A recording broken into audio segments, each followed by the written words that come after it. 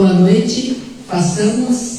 Bom, hoje nós estamos aqui para conversar sobre o que é ser ex e por que nós nos dizemos ex ou buscamos ser. Para entender o presente e o futuro, precisamos compreender o passado. Quem lembra dos graus que o professor já falou que o passado se repete no presente e se repetirá no futuro, que tudo é o Ouroboros, tudo é o sinal de infinito, que tudo que vai, volta. Pode passar para o próximo, professor Paul.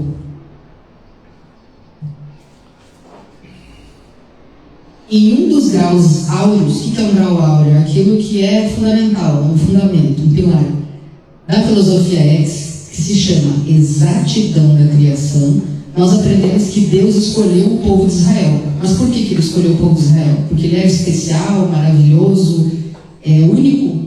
Ou porque ele simplesmente precisava escolher um povo?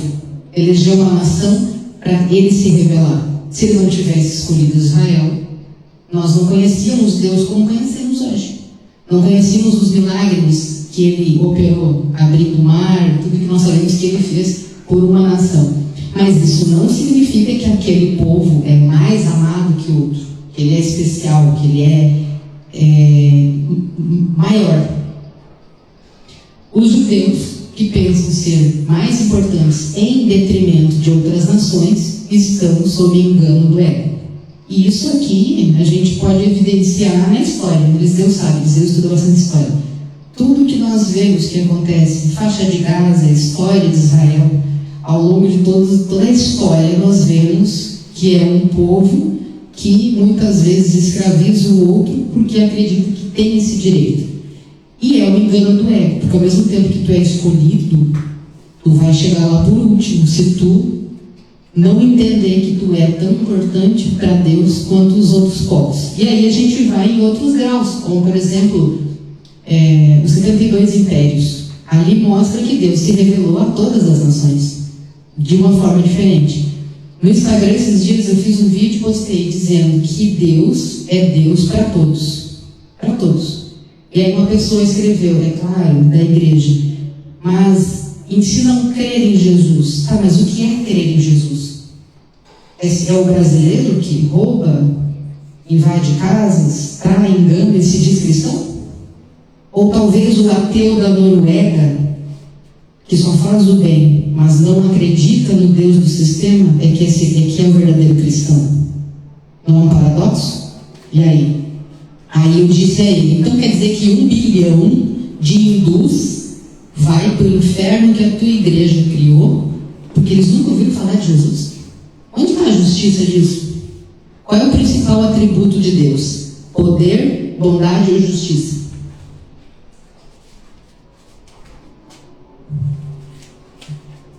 Justiça. Justiça. Acima do poder de Deus está a justiça. É por isso que a gente entende e explica que ele não interfere individualmente. Mas a gente vai chegar lá. Pode passar, professor. Você é professora de inglês, o X na questão. Por que o Arthur usou o X como etimologia? Porque o X é sinônimo de EKK, de ex, que significa para fora. Porque o povo cristão foi chamado para fora. Para fora do quê? Do sistema. Do sistema religioso criado pelos homens. E Jesus veio para chamar eles para fora daquele sistema. Para fora das praças, para o cenáculo. Ressurreto, já ele teve que dizer para eles, saiam do cenáculo, vão para fora. Vocês precisam trabalhar. É isso que significa ex. É por isso que a gente usa. É só uma palavra. Não é um grupo, nós temos que ser devotos de uma filosofia que se chama ex. Não, isso é só um nome. É só um nome. O que importa é quem você é, quem você exerce como cidadão no seu dia a dia, a espiritualidade que você busca. Isso aqui é só uma nomenclatura que a gente usa. Mas é isso, é o significado de para fora. Pode passar, professor. Deus escolheu aquele povo e os guiou do Egito até a terra prometida, Israel. Todo mundo conhece essa história, né? Que eles eram escravos no Egito e foram para a terra prometida. Como remissão dos pecados, o povo hebreu oferecia animais em sacrifício. Vocês conhecem essa história também, né? Isso está em todo o Antigo Testamento. Derrama o sangue de animais para conseguir perdão pelos pecados. Só que quando Jesus, Deus, no caso, encarnou e viveu, morreu e ressuscitou, ele passou a ser o cordeiro. Ele passou a ser o animal que foi sacrificado. Sacrifício único. Ele finalizou a necessidade do rito, do ritual. É por isso que nós não precisamos mais sacrificar animais para obter perdão por pecados, porque Jesus é o nosso cordeiro. Ele se fez cordeiro. O próprio Deus que encarnou. Professor? Por que isso é importante entender? Vocês já vão entender por que é que está tudo conectado. A gente volta à história aqui. Jesus veio para cumprir, finalizar. Jesus disse, eu não vim para revogar a lei, eu vim cumprir. O que isso significa? Que ele veio para fechar o elo que faltava. Ele é a lei sobre a qual os judeus viviam. E ele veio também trazer salvação para os gentios. E esse era o ponto que mais doía nos fariseus, saduceus, mestres da lei, escribas, porque para eles era uma grande ofensa. Como você come com gentios? Como você traz à sua mesa pessoas que não são do nosso povo? Vocês percebem o ego? A armadilha do ego? Deus os fez especiais, levando para uma terra, e depois o ego subiu tanto que eles não conseguiam entender que o valor deles é o mesmo valor de outras pessoas. Que Deus não tem nação. Que Deus é um Deus para todos. E foi isso que Jesus ensinou. E aqui começou a trajetória de Jesus até a cruz. Porque ele começou a fazer o que não era para fazer aos olhos dos judeus. Diante dos ensinos e milagres, o mestre se tornou um problema para a liderança judaica, que sabia que lutava contra o tempo, porque cada vez mais pessoas teriam fé em Jesus. Então, essa liderança tramou uma forma de matar Jesus. O que estava acontecendo em Israel? Apareceu um homem que dizia ser o Messias e estava trazendo multidões para ouvir os seus ensinos, certo? Tudo isso não é novidade.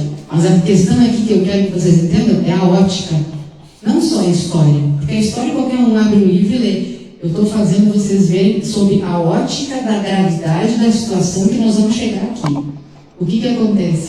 Vocês imaginem, os mestres da lei, os saduceus, os fariseus, se depararem com um homem que diz ser Deus, mas não entrega o que eles queriam. O que eles esperavam? Alguém aqui está assistindo a série The Chosen?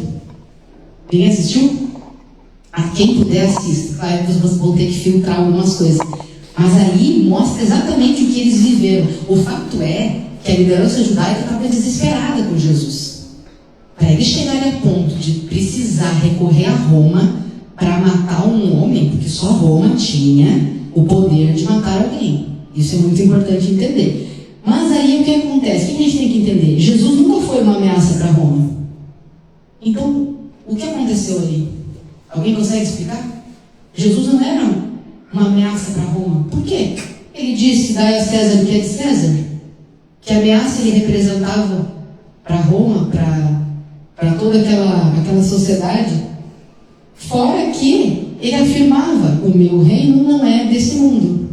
Mas aí o que aconteceu? Roma apenas deu aval para a morte de Jesus por pressão ferrenha do sistema religioso. O que aconteceu ali? Eles usaram de muita sagacidade e maldade, é claro, para convencer Pilatos de que Jesus era um problema. Isso tudo a gente vai vendo ao longo da história, não precisa entrar em detalhes, você sabe. Mas o que é importante a gente entender é que Roma não tinha motivo para matar Jesus. Porque se você for conversar com um judeu hoje, ele vai dizer que foi Roma que matou. E foi mesmo. Mas eles não tinham motivo para isso. Quem queria aquilo era a liderança judaica. Porque o que acontece? No início da missão, Jesus dizia: não contem esse milagre que eu fiz. Quem lembra que isso está na Bíblia? Jesus dizia: não contem esse milagre que eu realizei. Mantenha em segredo. Por quê? Porque ele sabia que não era hora de morrer ainda.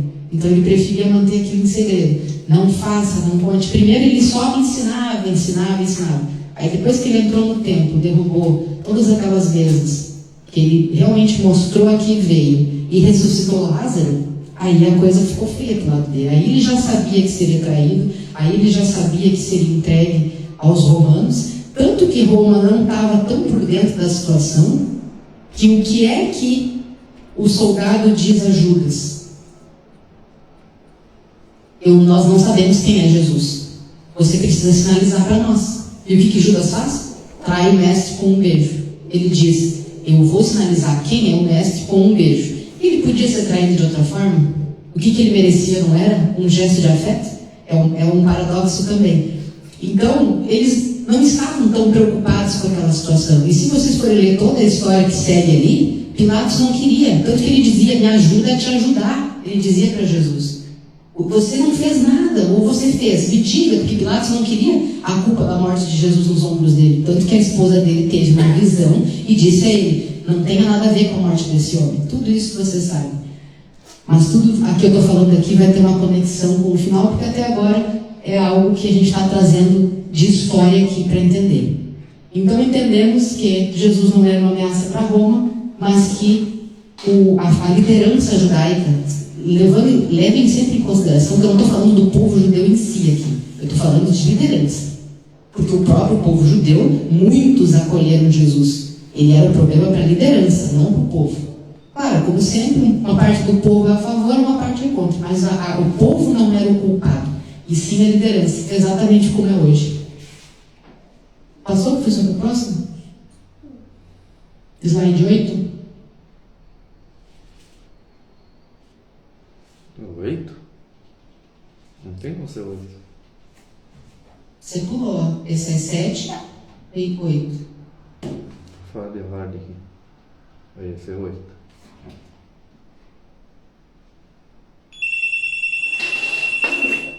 Alô?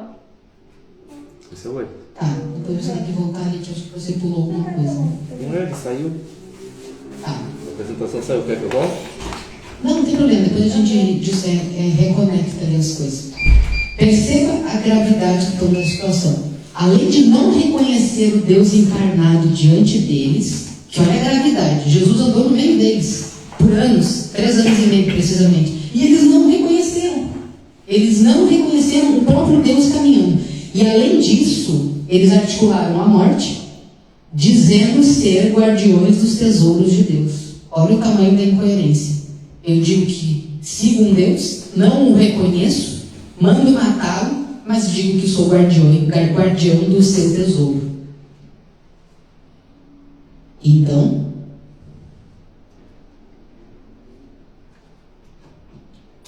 o que Jesus mesmo disse para eles? Do que eles foram acusados? Serpentes, raça de víboras, sepulcros caiados, porque eram bonitos por fora, mas por dentro eram cheios de podridão. Liderança judaica, de novo. E eles não faziam o que eles pregavam. Eles colocavam em cima do povo o peso da lei, que nem eles conseguiam cumprir. Mas eles deixavam de enxergar o que era mais importante, que era o amor, o afeto, o respeito, porque eles não tinham isso por outros que não eram do seu próprio povo, que é tudo o que se repete hoje em dia. Agora a gente entra no que é CX, no porquê que a gente entende tudo que a gente está entendendo. Esse mesmo espírito aqui, que é desses homens, desses líderes, se perpetua até hoje. Em 1260 dias na Terra, o ensino de Jesus era simples, como o Marco acabou de falar: justiça e amor. Tem como ser justo e não amar? O amor não é justiça? Não pode dizer que são sentimentos e práticas similares que se constituem, que estão juntas? Pois então, o ensino de Jesus era simples. E o que ele fez? Ele instituiu uma escola, com mestres, alunos, um evangelho ensinado como? Gratuitamente ou pago? Gratuitamente ou pago? Mas não é o que nós vemos atualmente. Vocês veem o evangelho sendo ensinado gratuitamente hoje em dia? É raro, não é? Aqui. Agora. O sistema religioso segue colocando sobre as costas dos cristãos o peso da lei já cumprida. Aí volta lá no primeiro slide que eu disse, para entender o futuro, precisamos entender o passado e o presente. No passado, o que aconteceu? Eles botavam em cima das pessoas o peso da lei. E agora não fazem a mesma coisa? Olha, Jesus veio, mas tu não pode isso, isso e isso. Essa é a doutrina dessa igreja, daquela, de outra. Hoje nós vivemos aqui a experiência de uma pessoa que quase não veio porque alguém da família se opôs, porque disse, na minha igreja você não vem, né? Você quer ir em outra? Né? Então o que acontece? Qual é o problema disso? É esse espírito. É esse espírito de exclusividade. Eu penso que eu sou diferente. A minha igreja está correta. É a mesma coisa que eles faziam lá atrás. A mesma coisa. Professor, passa para ver se aquele slide 4 e 5 ali, que faltou, para conectar. Aí já foi. 4.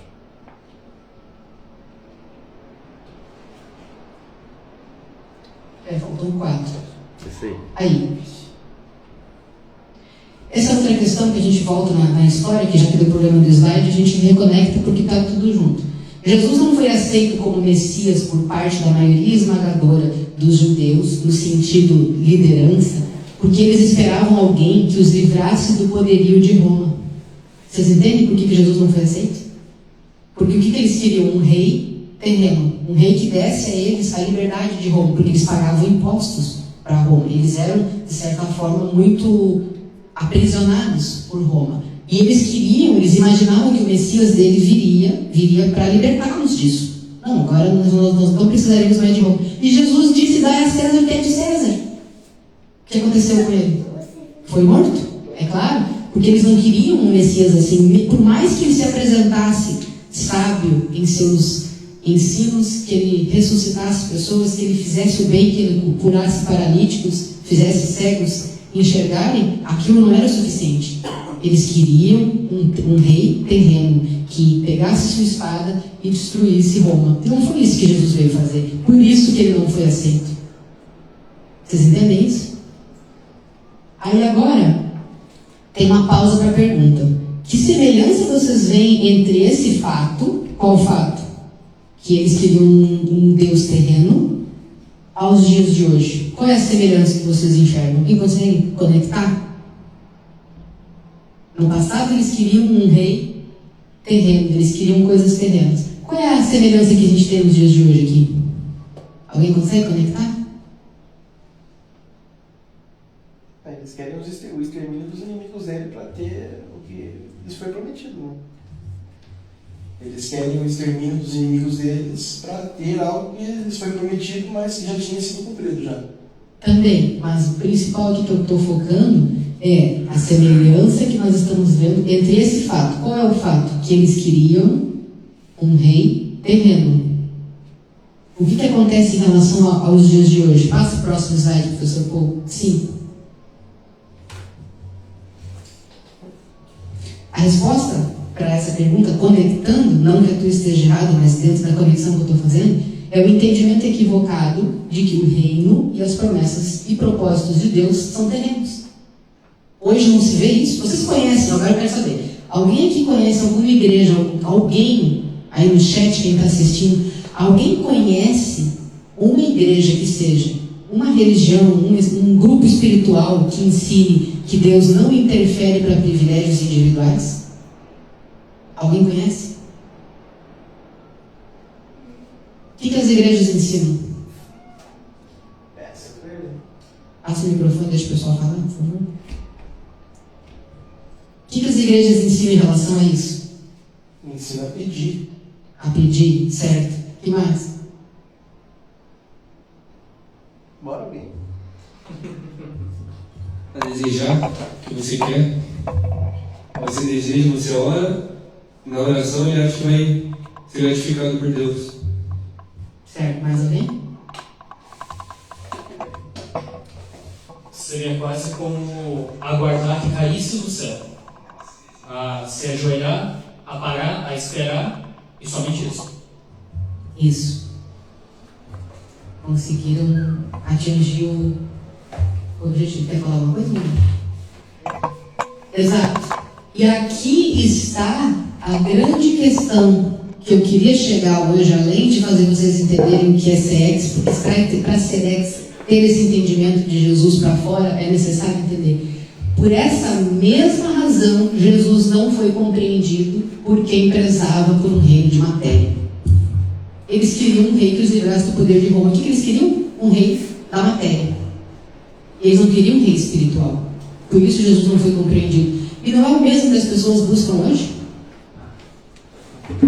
Não é o mesmo que as pessoas estão procurando hoje? Quando você fala para qualquer pessoa acerca do ex, quem aqui já falou do ex para as pessoas, do que nós ensinamos? Não é fácil falar de amor, falar da justiça, não é, Hannah? Fácil falar sobre isso? Agora, é fácil dizer que Deus não interfere? As pessoas aceitam esse entendimento? Porque estão acostumadas a pedir. Porque tudo que pedir em oração será dado. Aí tem as adulterações bíblicas, tem fora de contexto, o texto mal compreendido, que leva as pessoas a entenderem que os propósitos de Deus não são individuais, que Ele não interfere concedendo pessoas para outras. Eu já cansei de ver postagens de pessoas que postam com casal, marido e mulher, e um dizer: eu orava por um homem como ele, Deus me deu. Qual é a lógica de Deus mexer no livre-arbítrio de outra pessoa para dar ela para você porque você pediu em oração? Gente, isso é insano. E as pessoas acreditam nisso, que Deus me deu. É Luiz, né? Seu nome é Luiz. Aí o Luiz orou: a Deus me manda uma moça bonita, morena, de olhos escuros, com cabelo preto, né? Qual é a lógica? Ai, Deus deu você para ele. E aí? Eu orei para Deus: eu quero um homem lindo, musculoso, de olhos castanhos e cabelos pretos. Aqui.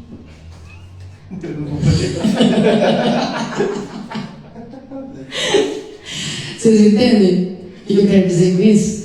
Porque, na verdade, a gente encontra aquilo que a gente procura. Não é? Então, acreditar nisso é algo insano. É algo que foge da verdade. É algo que foge da coerência. O que é verdade? Coerência. A gente descobriu recentemente que a palavra verdade deriva do grego aletheia, que significa coerência. Verdade e coerência são sinônimos. Onde está a verdade? Está naquilo que é coerente, né? Então, por esse motivo aqui, as pessoas não entendem que Deus não interfere para propósitos individuais, porque isso já é algo lá do passado. Desde aquela época já não se entendia que Deus não está aqui para um propósito terreno. E tudo é pro porvir, tudo é para a espiritualidade. Porque daí a gente precisa entender também o que é a vida. O que é a vida do ponto de vista ex, professor Paul? Por que estamos aqui? O que é a vida? Escola, laboratório, tem que ser aprovado, senão reprova. Sim, como é que você vai ser aprovado numa prova se o professor interferir? Vocês que são alunos do professor Paul, é justo vocês fazerem uma prova e pedirem cola para ele? O resultado da prova vai ser justo? Então, a mesma coisa é a vida. Se Deus interferir para me ajudar, o propósito já se desfaz como um todo. Porque não tem justiça. Ah, mas quem é fiel a Deus, ele fará. Ah, então quer dizer que se eu for um bom aluno, eu mereço que o professor me dê cola em detrimento dos outros alunos? Gente, o físico aponta para o metafísico. O que isso significa? Você olha para a vida terrena e projeta na imaterialidade, certo? O que não te parece justo aqui, com exemplos terrenos, não vai ser justo lá também. Então Deus não interfere porque essa vida é um laboratório. Só que as pessoas pensam que não, essa vida aqui é para eu ser feliz, mas não é esse o propósito. Você pode ser com sabedoria, mas não é esse. Você não está aqui para ganhar bênçãos de Deus. Caso contrário, você busca espiritualidade para quem? Jesus morreu para quê? Para você ser feliz na matéria? Ou para você entender que isso aqui é só um sopro que vai levar você para algo maior? E aí, professor? Slide 6, por favor. É raro encontrar quem entenda que Jesus não privilegia quem nele crê. Afinal, fomos ensinados, até mesmo por meio de salmos descontextualizados, que ele cuida de nós. Quem nunca viu salmos de Davi por aí sendo utilizados para as pessoas dizerem que Deus cuida de você. Ele me protegerá, eu andarei pelas veredas da justiça, do amor, da tranquilidade, tudo irá bem para mim. Gente, presta atenção no texto. Davi estava sendo perseguido pelo rei Saul quando ele escreveu esses salmos. Os salmos de Deus não é para você, não são para você, não é para mim. Ah não, Deus vai me proteger porque ele fez uma promessa a Davi. Davi precisava vencer, porque ele seria o rei. Era outra proposta. Não queira aplicar um salmo à vida de Davi para sua proteção. É só você observar, nenhum crente morre em acidente de carro, em doença. Ou isso vem para todos? A doença, a morte vem para todos. Não importa se você ora, se você acredita, se você vai pedir para Deus, não existe. A dualidade, o bem e o mal, vem para todos. E é através do mal, inclusive, que você evolui. É o mesmo entendimento dos religiosos, que eles julgavam ser mais dignos, abençoados, à espera de um Messias com grande poder para engrandecer Israel. Judas também tinha esse pensamento. Judas traiu Jesus por vários motivos. Claro, a gente sabe que, como nós já ensinamos, Judas não queria que Jesus morresse. Isso talvez seja novo para vocês. Judas não traiu Jesus para que ele fosse morto. Judas traiu Jesus porque Madalena derramou sobre ele o perfume, sobre os pés, porque ela entendeu antes de todos que ele seria morto. Ela estava preparando o corpo dele para a morte. E Judas, como trabalhava com finanças, ele viu o lucro, ele viu o dinheiro. Ele disse que para ele, esse dinheiro podia ser dado aos pobres. E Jesus disse, os pobres estarão com vocês no porvir, eu não. Eu serei morto, então deixa ela fazer o que está no coração dela. E Judas sentiu um ódio, uma raiva de Jesus, porque ele foi humilhado em público por causa de uma mulher. E era um povo machista. Desde aquela época, o machismo imperava, desde aquela época, porque a liderança judaica discutia até mesmo se a mulher tinha alma. Essa era a discussão deles. Então, não é porque eles eram discípulos, apóstolos de Jesus, que eles tinham vencido tudo isso. Não, passou anos. Pedro precisou da morte de Jesus e anos depois para entender tudo. Eles não entendiam. Paulo foi levantado anos depois e teve que explicar para Pedro, para João, para Tiago, coisas que eles não entendiam. Anos depois. Se eles tivessem entendido, Paulo não teria sido necessário. E Paulo não é o mestre da graça, ele não entendeu Jesus melhor do que quem andou com ele. A gente aprende tudo isso. E o que eu quero dizer com toda essa questão? Que quando nós entendemos tudo isso, fica mais fácil. E por que eu falei isso de Judas? Porque Judas fez isso por vingança. Você me humilhou na frente de uma mulher, você me corrigiu na frente de uma mulher. Então tá. Aí o que ele fez? Judas, com um pensamento da matéria, achou que Jesus iria se livrar da liderança romana, judaica, e não ia morrer. Só que aí a gente sabe o que aconteceu, né? Ele foi morto. Jesus foi morto e Judas percebeu o que tinha feito. Eu entreguei um homem para a morte. Ele não queria aquilo, ele queria se vingar de Jesus pela humilhação pública. A ideia não era que ele morresse. Mas por que eu estou falando de Judas? Porque ele tinha um pensamento terreno. Ele achava também que Jesus podia levar Israel a ser grande. O pensamento dele era material. Então pensa, ele que andou com Jesus tinha esse pensamento. Que dirá hoje? As pessoas que não andaram com Jesus e tentam entendê-lo. A armadilha de Deus para os materialistas opera até hoje. O que é mais fácil de acreditar? Aquilo que você está vendo ou o que você não vê? Eu estou vendo aqui uma mesa de sinuca, se eu quiser jogar depois. Carne na geladeira para fazer um churrasco, né, professor? Meu marido para eu abraçar, olhar um filme. A Carol para sentar aqui e conversar. Dopamina, tudo isso gera dopamina, coisas boas, né? Meus filhos aqui, para eu dar um cheiro depois do pescoço, que eu gosto. Não é? Coisas que a gente faz bem pra gente. Abraçar meu amigo André, que chegou agora. Coisas que nos fazem bem. Não é fácil você acreditar no que você está vendo. Essa é a magia de Deus. O difícil está aqui, ó. O mais importante sempre foi o sobrenatural. O essencial é invisível aos olhos. A espiritualidade. E o que é a espiritualidade? É o que não se vê. É o amor que eu pratico nos meus atos. É o que eu ensino. É o que eu me proponho a aprender também. Eu estou aprendendo todos os dias. Eu aprendo com a Hannah, que tem 19 anos. Eu aprendo com o meu filho Eliseu, que tem 17.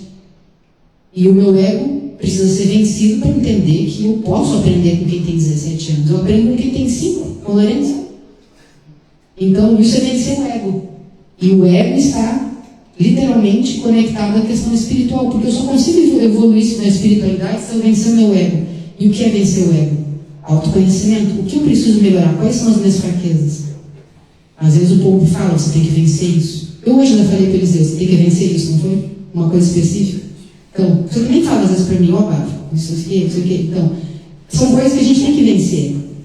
E a gente tem que ouvir quem está perto da gente, porque assim a gente evolui. Professor Paul, acho que agora está no 8, né?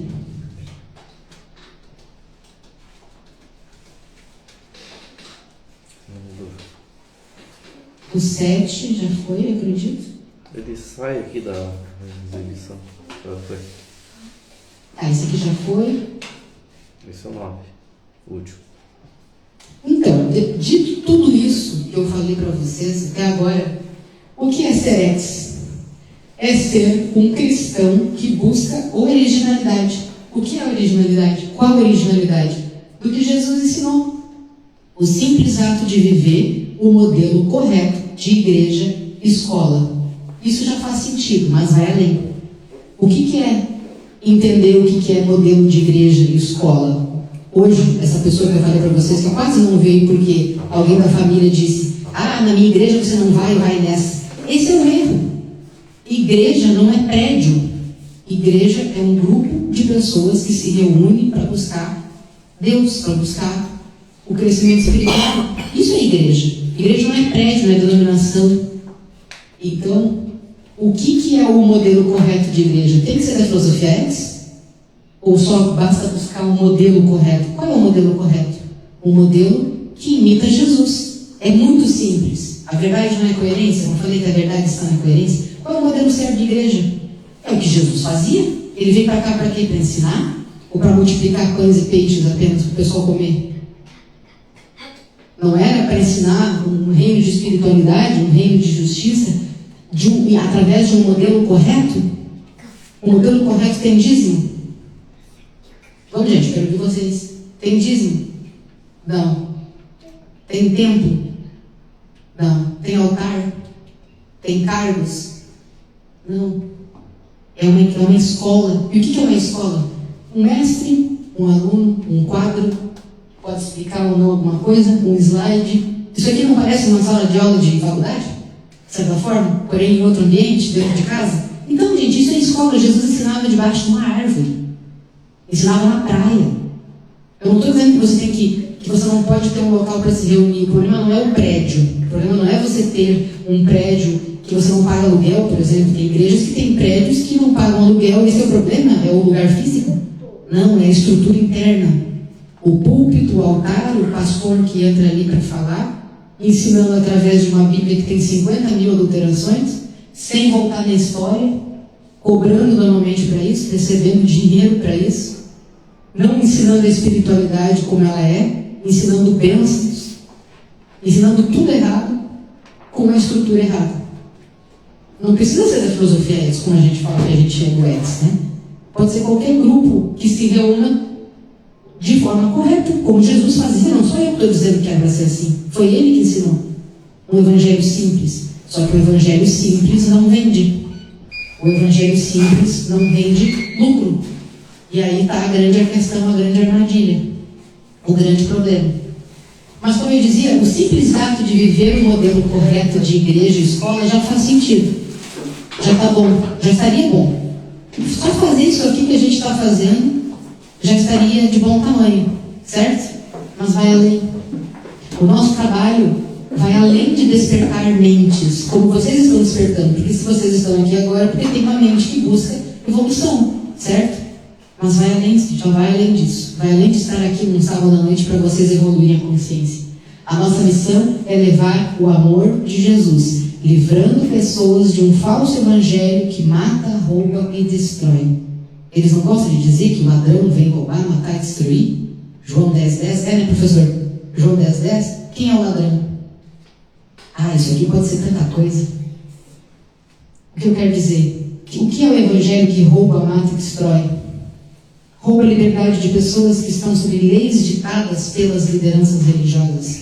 Quantas pessoas têm sonhos que não podem ser vividos porque a liderança religiosa diz que é errado, que é pecado, e a pessoa vive aprisionada. Mata mulheres presas em relacionamentos abusivos, orientadas por pastores a não se divorciarem porque é pecado. Aguenta, irmã, ora pelo teu marido. Aguenta um olho roxo. Aguenta. Uma hora Deus vai converter ele. O cara está lá cometendo um crime e a mulher não pode se divorciar. Então esse evangelho mata. E é literal. Não é uma metáfora. Esse evangelho mata.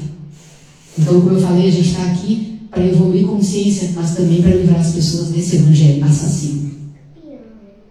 E destrói sonhos de cristãos que cortam seus horizontes por receio de estarem sob o pecado. Então não é o evangelho que rouba, mata e destrói, não é? Esse que está aí fora, que afasta, que segrega, que divide. Então a gente luta contra isso. A gente liberta pessoas. Hoje eu soube de um caso de uma mulher que acreditava que deveria fazer uma laqueadura, botar um DIU, alguma coisa para prevenir gravidez, porque ela tinha 22 anos e já tinha 3 filhos. Numa situação financeira difícil. O marido era contra que ela usasse anticoncepcional. Essa história é real. O marido era contra que ela usasse. Ela foi ao posto de saúde escondido, conseguiu tomar anticoncepcional por um tempo. A sogra dela viu a cartela na casa dela. Ela apanhou da sogra e do marido, porque eles acreditavam que ela estava pecando contra Deus por estar bloqueando a vida, que deveria ser livre, o número de gravidezes que fosse. A menina chegou aos 30 anos com 5 filhos, parecendo que tinha 40, devido a tudo que ela estava passando. Então esse evangelho mata. É isso que eu quero dizer. Então é mais errado você evitar uma gravidez do que bater na sua esposa. Curioso, não é? Então, isso aqui, gente, a gente não precisa ir muito longe. Volta um pouquinho na história também, vocês vão ver como as mulheres eram tratadas. Hoje está um pouco melhor. Ainda assim tem todas as histórias que a gente sabe. Mas acontece, ainda acontece. No passado era mais, porque não tinha leis, né, de proteção. Então, que nem eu falei, só o fato de viver o modelo correto de igreja, escola, já faz sentido, porque a gente está aqui evoluindo, crescendo, fazendo o que é para fazer, o que Jesus veio fazer. Mas o nosso trabalho vai além, vai levando pessoas a entender que esse evangelho, que é o que a gente combate, esse evangelho que rouba, mata e destrói, que ensina coisas erradas, que coloca fardos nas pessoas, isso tem tantos exemplos que poderia dar em qualquer denominação religiosa. Teve uma mulher que eu soube também que recentemente ela queria entrar para o grupo da igreja e foi impedida porque ela usava brincos. Aí a mulher entrou em depressão, ela se sentia que precisava do grupo da igreja, mas era negado a ela porque ela usava brincos. Esse evangelho não destrói, não rouba, não mata. É isso que eu queria dizer para vocês nesse sentido, que é o que a gente está buscando aqui, é levar essa verdade. A gente quer tirar pessoas de dentro das igrejas? A gente quer ir lá dentro e dizer, vocês estão todos errados aqui. É isso que a gente quer fazer? Não é isso. A gente está aqui para encontrar pessoas que estão buscando o mesmo que nós. E para dizer para essas pessoas que sofrem esses abusos, que estão fazendo isso em nome da tolice do sistema e não de Deus. Essa é a nossa obrigação. Não, você quer fazer isso na sua vida, faça. Mas é por causa da tolice do homem. Não é por Deus.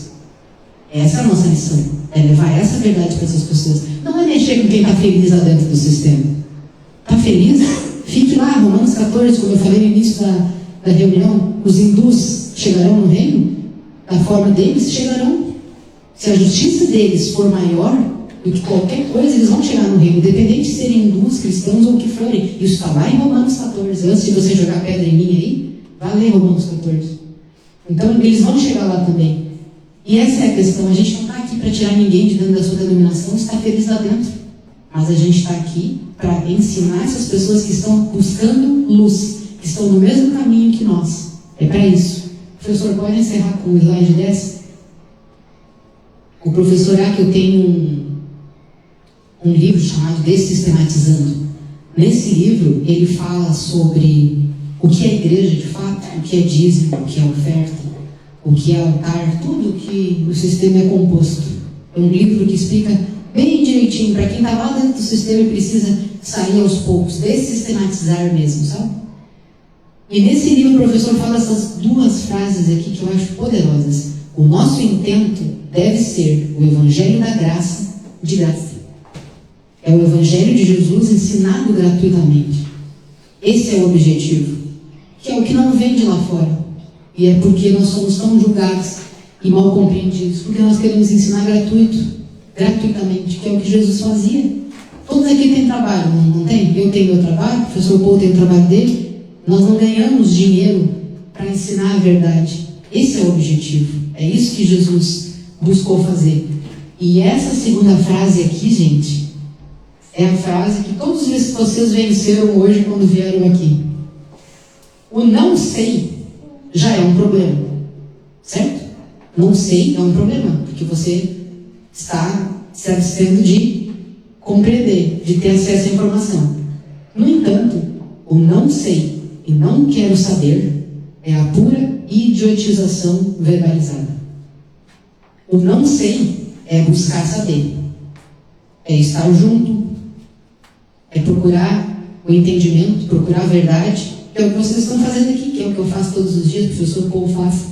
Agora, eu não sei e não quero saber é verbalizar uma tolice, porque daí você está se abstendo de buscar o entendimento, de crescer. E isso é o problema. E para isso, é algo que Deus vai ser muito rígido ao cobrar, porque você tinha a oportunidade de saber, tinha quem ensinasse, sabia que vivia errado, que poderia corrigir e não queria. Então, o que nós buscamos aqui hoje? Que vocês estejam conosco, que vocês evoluam conosco, porque só vai fazer sentido se estivermos juntos. Porque a igreja é a união de pessoas, como eu falei em toda a aula hoje. Se igreja é pessoas, estar somente eu na minha casa, eu na minha igreja, está errado. Meu marido é cristão, minha sogra é cristã, então vamos ficar só nós três. É isso que Jesus ensinou? Ele inclusive ensinou que o sangue é menos importante do que o vínculo que nós criamos com as pessoas. Você pode ter mais próximo pessoas que não são do teu sangue do que aqueles que são da tua família. A família sanguínea é outra armadilha de Deus. Porque, meu filho, minha mãe, minha avó, o que for, meus primos, meus tios, só porque é teu sangue, me diz o que o sangue importa. O sangue importa no sentido de responsabilidade. Eu tenho responsabilidade com quem é meu filho, com quem é meu pai, quando adoece, certo? Mas isso não significa que ele vem em primeiro lugar. Tanto que Jesus disse: deixa o homem seu pai e sua mãe para unir-se à sua esposa. Quem é mais importante, meu marido ou meu filho? Meu marido, é com ele que eu me torno uma só carne. Isso foi Jesus que disse. Deus foi registrado por Moisés isso em Gênesis. E Jesus repetiu isso. Porque aquele que eu escolho para ser o meu parceiro tem que ser a pessoa mais importante da minha vida. Se você não está pronto para praticar isso, você está com a pessoa errada. Se você não entende, eu não vou botar essa pessoa em primeiro lugar, então você está com a pessoa errada. Porque só reclama de casamento quem casou errado. Se você está com a pessoa certa, você não vai se abster de colocá-la em primeiro lugar. Mas o meu filho é tão frágil. Por isso mesmo. Qual é a maior segurança que um pai e uma mãe podem dar para um filho, se não amar um ao outro? O que o filho se alegra? Não é ver os pais fortes juntos, unidos? Não é ali que está a fortaleza deles? Ver como um homem trata uma mulher? Olha o exemplo que tu dá para um filho quando tu trata a tua esposa bem. Vai estar ensinando para ele como ele deve tratar uma mulher.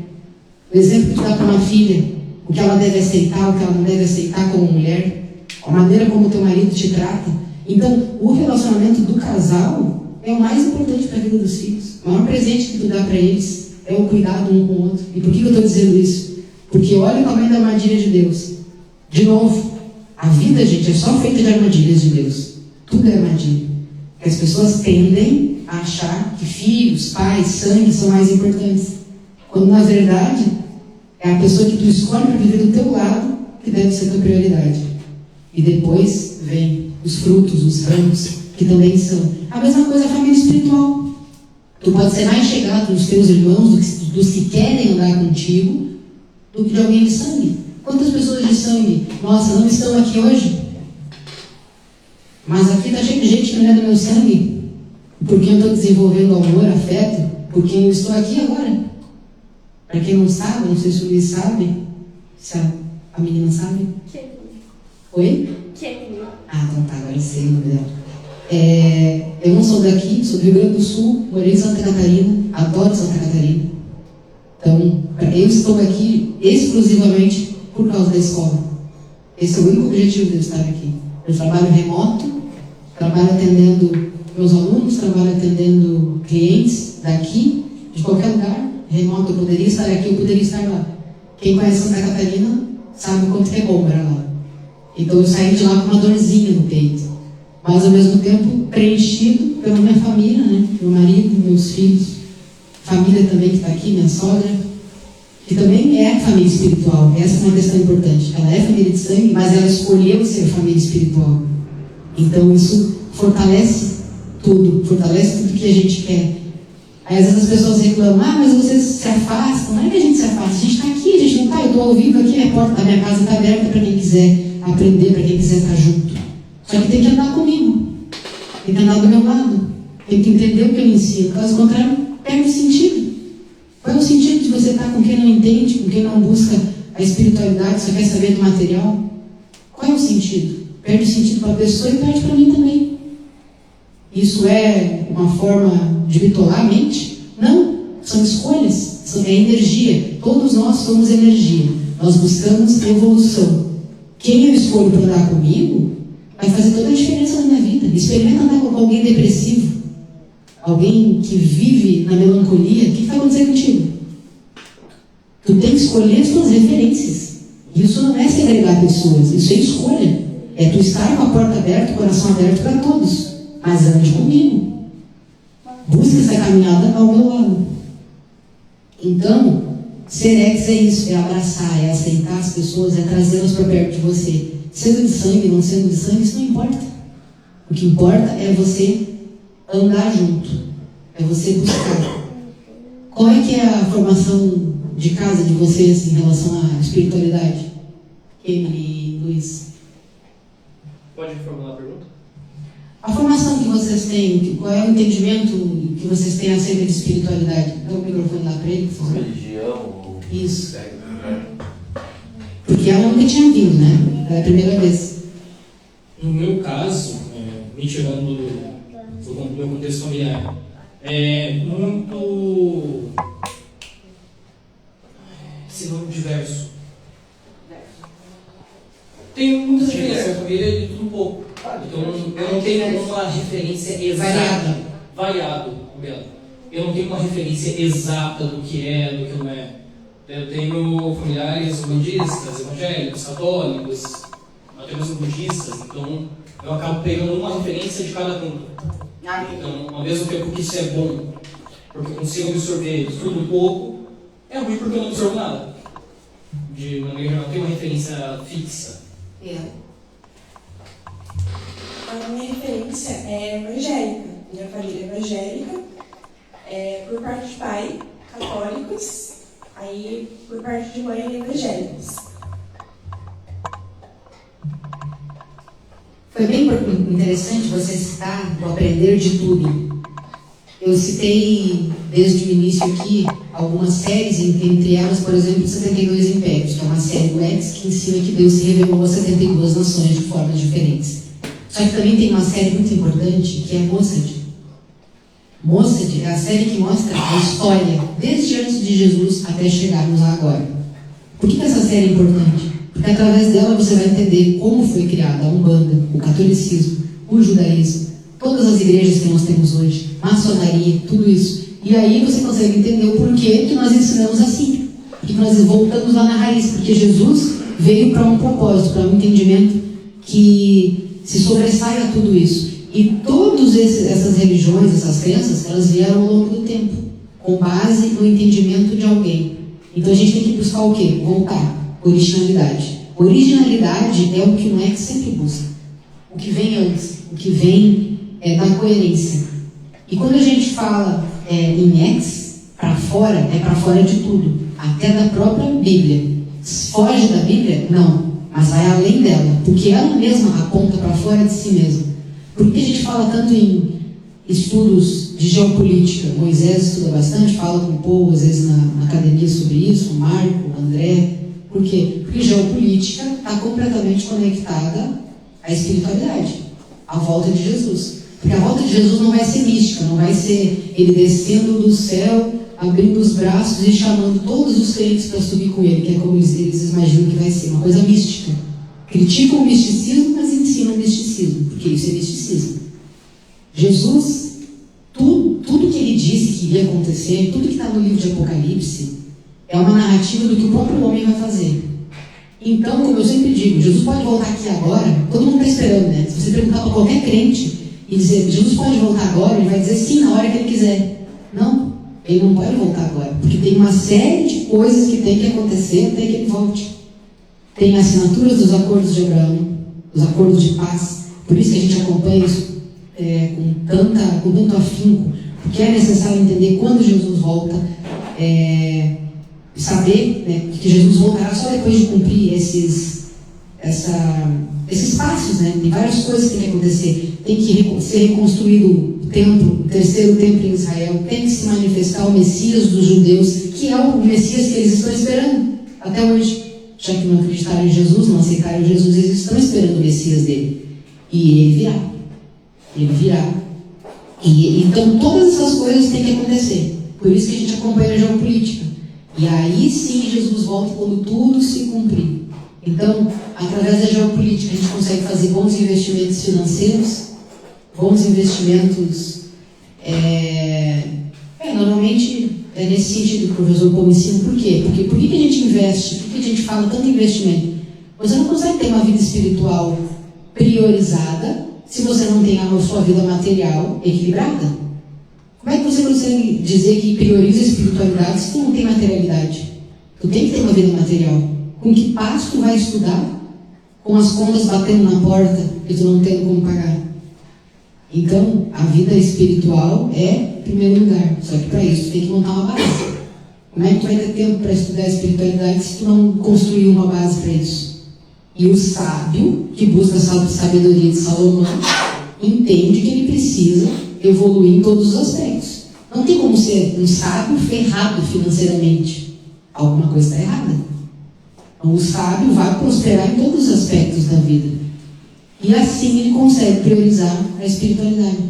Então a gente estuda tudo. Quando eu falo a série tal, o Mostert é uma série histórica, como eu falei. Se você estudar, você vai entender como é que foi criada essa religião umbandista, como foi criado o catolicismo, como foi criado cada igreja que surgiu ao longo da história.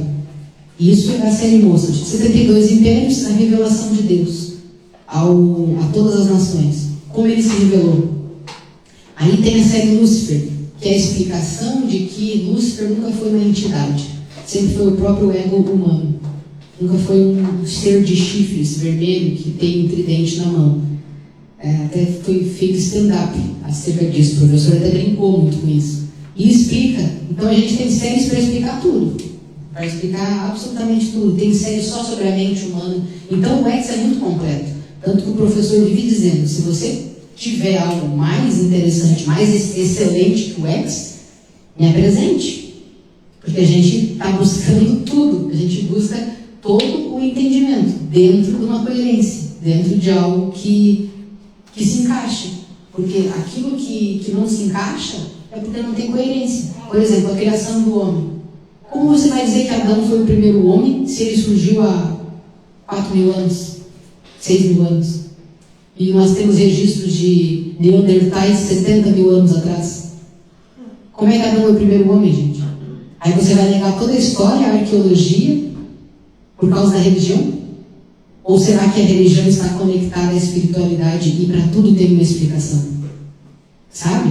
Então tem que ter uma conexão científica, espiritual, geopolítica. Nós ensinamos de tudo. Coisas para a vida. Não é, pastora Mari? A Mari foi pastora há muitos anos. A Mari foi pastora desviada da igreja, pelo professor Paul, que trouxe ela para a escola de Jesus. Né, Carol? E é isso, gente. Professor Paul, por favor. Por gentileza, vem aqui.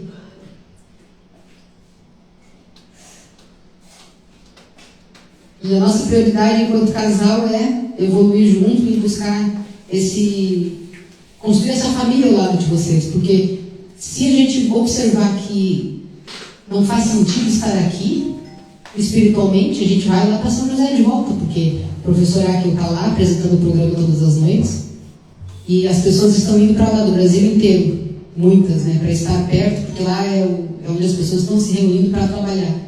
E se a gente observar que não está vingando, que não está dando frutos estar aqui, não tem por que a gente estar aqui, sabe?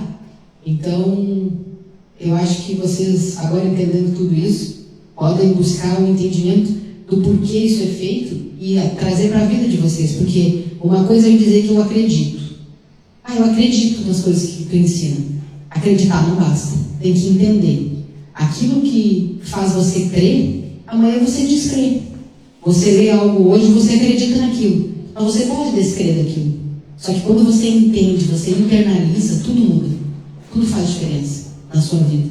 O seu olhar da vida será diferente quando você entender, por exemplo, que Deus não interfere para te privilegiar. O teu olhar já vai ser diferente em todas as esferas. Quando tu entende que tem que compreender de geopolítica, porque Jesus voltará, tudo vai mudar também.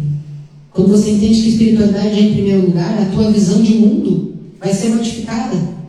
Porque tu vai perceber que tudo está além, tudo é mais à frente, tudo tem um propósito maior, e tu vai diminuir o alvo do teu ego, porque quanto maior o alvo do ego, mais tu te ofende com tudo. Tal pessoa me ofendeu, isso doeu, olha o que ela me disse. Quando o teu alvo diminui, essas coisas não importam. Tu vai aproveitar aquilo que te dizem para evoluir de alguma forma. Vocês entendem como tudo está conectado? Tudo faz parte de um processo evolutivo. Então o que eu peço a vocês é, busquem entender isso aqui. Busquem internalizar essas palavras. E se tiverem dúvida de alguma coisa, perguntem. Mas busquem, porque isso vai fazer diferença na vida espiritual, material, do relacionamento do casal. Faz completa diferença. E valorizem a gente estar aqui, porque poderíamos estar longe, talvez vamos estar, não sei, tudo vai depender do resultado da escola aqui. E é importante estar criando esse vínculo, essa família. Como eu disse, a família espiritual é mais importante que a de sangue. E sejam essa família conosco. Porque é o que nós queremos. Quando a gente fala, você está vindo, tá? Porque vocês são importantes para nós. Cada um de vocês é importante para nós. O André, vamos saber se ele viria. André, está na hora, você não vem? Fiquei, vem André. Carol, está chegando? Porque cada vida importa. Cada pessoa que está aqui importa para nós. É um trabalho gratuito. Então o interesse é gratuito também. O nosso interesse em vocês, que vocês estejam aqui, é um interesse genuíno, verdadeiro e repleto de amor. Porque nós realmente desejamos que vocês estejam conosco. Professor Paul, quer finalizar falando um pouquinho? Porque o pessoal deve estar com saudade de ouvir sua voz ali. Na verdade, pode falar um pouquinho ali. Fale o que consiste estar hoje na filosofia X, que não é algo que entra e sai. Ano passado o Guga chegou para mim e falou, professor, essas coisas que você ensina aí, divulga no Instagram, está aí inclusive, eu quero fazer parte, eu gostei, quero fazer parte e aprender mais, quero fazer parte da filosofia X. Como que entra? Está junto com a Carol ainda, acho que a gente está lá em Floripa. Aí eu falei, a filosofia X não entra e não sai. Não é igual a igreja que você entra numa membresia, né, passa a ser membro lá numa doutrina, lá numa regra e sai, um dogma. É entendimento, que ela explicou. Se você entender, classificando você como X, do Exit, do X é o esqueleto, que é o esqueleto do caranguejo, que é para fora. Então Jesus chamou para ficar fora do sistema de uma prisão mental e uma prisão sistemática política, que é o que é as igrejas hoje. Então, se ele, que é a própria igreja, disse, né, eu sou o próprio templo, veio, entrou no templo, aí quando abriu Isaías e falou que ele era o príncipe que viria, que seria o Messias, príncipe da paz, Deus eterno, Pai da eternidade, pegaram pedras, levaram ele lá em cima do monte, das oliveiras, e iam matar ele lá. Como não era chegado o momento, porque ele tinha que ficar 1260 dias ensinando antes de entregar o corpo do sacrifício, ele usa a própria multidão que o seguia e os discípulos com 12 espadas para sair pela tangente e não ser mortos na hora. Então já pensou, você sendo Deus, com todo o poder de Superman, além disso, de qualquer herói da Marvel, né? São inspirados na Bíblia, desce com todo o poder, eu sou o rei, eu sou o que criou todas as coisas, eu fiz o homem, a minha imagem e semelhança, a criatura minha, coloquei uma liberdade nele de escolha, livre árbitro de si mesmo, que é o livre-arbítrio, e tem um apito na mão e julga para onde eu vou, com quem eu vou me relacionar, que trabalho que eu vou fazer, que curso que eu vou fazer, dizer sim, dizer não. E desce. Por isso que deixou o resplendor da sua glória, e o Verbo, né, materializou e encarnou um feto dentro de uma jovem de 14 anos, Jesus. E ele, com todo o poder que tinha, e fez um par de olhos para o cego de nascença, e ressuscitou o primo dele, amigo lá, depois de 4 dias, a filha de Jairo, dos milagres que vocês já viram nas suas igrejas, na Bíblia, não faz nada para salvar a si mesmo. E entrega o corpo para ser morto. Só que ele faz algo que o Buda não fez, né? E nenhuma outra entidade das religiões anteriores ao judaísmo ou ao cristianismo fez, que foi ressuscitar. Então, o que nos une hoje, eu, a professora Bárbara, quem já está vindo há mais tempo, as escolas, vai ter mais gente, e às vezes tem ali no grupo ali mais de 20 pessoas, mas o que nos une hoje? É acreditar que Jesus ressuscitou e a gente pode ressuscitar também. E é o que estão ensinando aí nas igrejas, nos seus templos, conforme os seus costumes. Por que nós não estamos nos templos? Porque o próprio que fundou, né, a verdade que a gente conhece, não tem paredes. Ele foi expulso do templo. E depois ele não voltou para o templo. E os discípulos se reuniam na casa das pessoas, no lugar que eles alugavam, na praça, como Jesus fazia. No monte, na proa do barco, na beira da praia. Nós imitamos ele, entendeu? Se a gente voltar para dentro do templo, a gente vai voltar a ser como os judeus estavam fazendo. O que Roma fez, pegou aquela ideia de um Jesus, de um jovem de 33 anos, instituiu em Roma, depois do concílio do Edito de Milão em 318, fundando a religião universal. E do latim quer dizer católico é universal. E a partir dali seguiu um jovem divinizado judeu, mas não tinha um judeu na reunião do Edito de Milão nem no concílio de Nicéia em 325 depois de Jesus. E a partir daí o catolicismo, e a partir de 1500 com Lutero e as suas 95 teses, o protestantismo, e derivou um monte de igreja. Você vai aqui nas esquinas, tem na esquina um bar, uma igreja. Um bar e uma igreja. E é um dos países mais violentos do mundo. E o Brasil inteiro. Bar e igreja. E se for no bar, muitas vezes tem menos ex-criminosos ali. Porque quem já foi em presídio, ou quem já ficou em uma casa de recuperação cuidando, e fundou uma casa de recuperação de quase 15 anos ou mais, 15 anos a mãe, aqui em Paranaguá, quase todos que estavam ali e cometeram delitos e estavam em algum vício, com drogas, eram de igreja. Todos conhecedores da Bíblia. Então, o que salva não é as igrejas, nem a Bíblia, porque a principal Bíblia que Deus já colocou dentro de nós é a nossa consciência. De fazer o bem e o mal, a gente tem escolha, né, e tem consequência das próprias atitudes. Então, o que seria hoje a filosofia X? Que tem que ter um nome, tem que ter uma identidade. Nós não precisaríamos de uma placa, não tem um lugar fixo, exceto a nave mãe lá em São José, porque ali a gente disputa, né, o snooker, que é o nosso esporte principal, por causa da evolução que ele pode trazer, e porque ali a gente está junto, é um lugar que cabe mais pessoas para estarem juntos. Todos já foram aqui, eu acho que só Moisés que não. E não é só reunir para aprender de Bíblia, para aprender de finanças. Tem dia que eu falo mais de finanças e gráficos ali, e tecnologia, ciência, mas é para trabalhar. E o que é o nosso trabalho, professor? Os mutirões. E a partir deste ano, nós tentamos fazer alguma diferença onde a gente mora. Então, ali na TV, para quem ainda não viu, basicamente Luísa tem namorada. Então, a gente vê o que a cidade precisa, né? Tem um quinto mutirão, dessa vez coleta de propaganda. E vai tentar fazer uma diferença para gerar bem-estar social. Em parceria com a Prefeitura de Paranaguá. Dificilmente uma igreja você vai ver fazendo um trabalho desse, seja na natureza, seja pintando uma escola. Basicamente, alguns bancos de Esse foi o último, né, professor?